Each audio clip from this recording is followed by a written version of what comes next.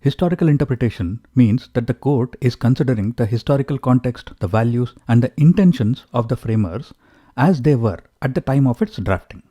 The court is trying to preserve the original meaning of the text as it was intended by the people who framed the Constitution. Within historical interpretation, there are two approaches: formalism and originalism.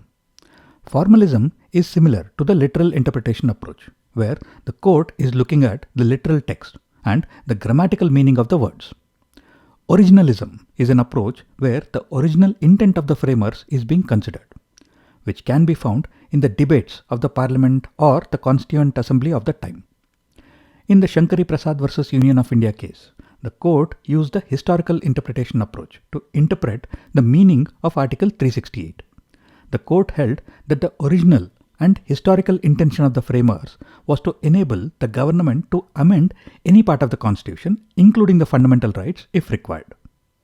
Contemporary interpretation is more similar to the purposive approach, because here the court will consider the purpose of the articles in the context of the current social, political, economic, and cultural conditions. It will also look at the current values and the current needs of the society. Like in the purposive approach, the contemporary interpretation also recognizes that the Constitution is a living document that needs to change and adapt with the changing times.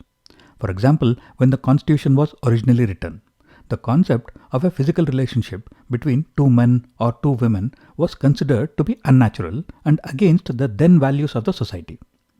However, in the Navtej Singh Johar versus Union of India case, the court considered the changing values of the society, the current interpretation of human rights, and therefore decriminalized homosexual relationships, thereby reading down Section 377 of the IPC.